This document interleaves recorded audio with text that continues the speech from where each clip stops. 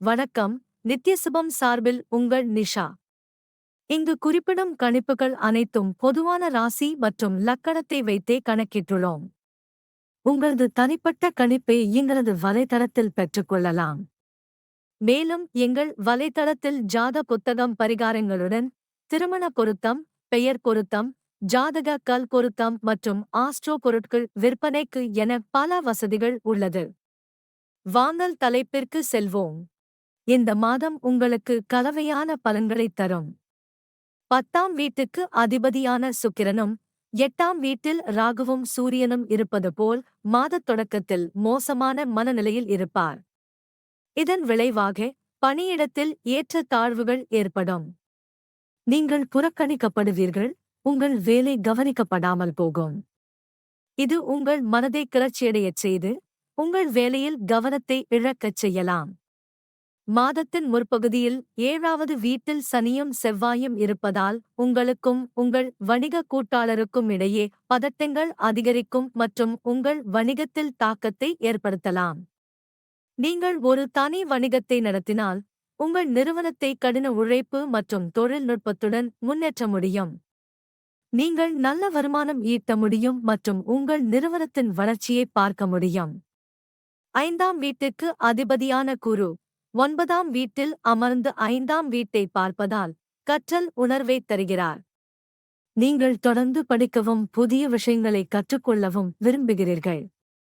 கற்கும் ஆசை உங்களுக்குள் வேரூன்றியிருக்கும். நீங்கள் எவ்வளவு முடியுமோ அவ்வளவு படிக்க விரும்புகிறீர்கள். இதனால் நீங்கள் அதிக அறிவை பெறலாம் மற்றும் உங்கள் பாடங்களை முடிந்தவரை புரிந்து கொள்ளலாம். கேது 2ஆம் வீட்டில் இருப்பார், செவ்வாய் 7ஆம் வீட்டில் இருப்பார். 8ஆம் வீட்டில் சுக்கிரன், ராகு, சூரியனின் தாக்கம் இருப்பதால் குடும்ப பிரச்சனைகளில் உங்கள் தலையீட்டை மக்கள் அனுபவிக்க மாட்டார்கள். நீங்கள் 2 அர்த்தங்களைக் கொண்ட விஷயங்களையும் செய்யலாம், அதை எல்லோரும் பாராட்ட மாட்டார்கள். இது உங்கள் உறவுக்கு தீங்கு விளைவிக்கும், எனவே முக்கியமான விஷயங்களில் அமைதியாக செயல்படுவது நல்லது. உங்களுக்கும் உங்கள் பிரியமானவர்களுக்கிடையே காதல் மலரும் மற்றும் நீங்கள் ஒருவரையொருவர் புரிந்துகொள்வீர்கள். நீங்கள் மத ரீதியாகவும் இணைந்திருப்பீர்கள் மற்றும் குடும்பத்தின் நம்பிக்கைகளை கவனித்துக் கொள்வீர்கள். இதன் விளைவாக உங்கள் உறவு சரியான திசையில் முன்னேறத் தொடங்கும்.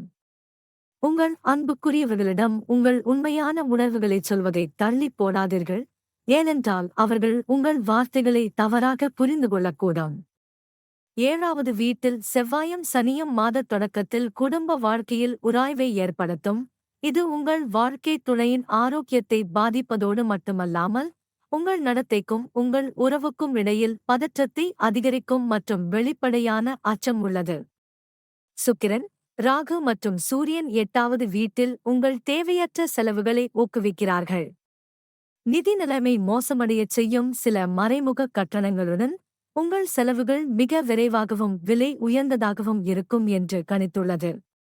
உங்களுக்கு உடல்நல பிரச்சனைகள் மாதம் முழுவதும் இருக்கும்.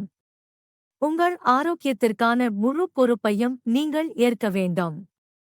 துரித உணவுகளுக்கு பதிலாக நன்கு வீட்டில் சமைத்த உணவுகளை உண்ணுங்கள். இது சில சிக்கல்களைத் தவிர்க்க உதவும். உங்களுக்கு ஏதேனும் கவலைகள் இருந்தால் நீங்கள் உடனடியாக மருத்துவரை அணுக வேண்டும். பரிகாரம்: ஒரு வியாழன் மதியம் ஒரு தங்க மோதிரத்தில் உயர்தர மஞ்சள் புஷ்பராகம் ரத்தினத்தை வைத்து உங்கள் ஆள்காட்டி விரலில் அணியுங்கள்.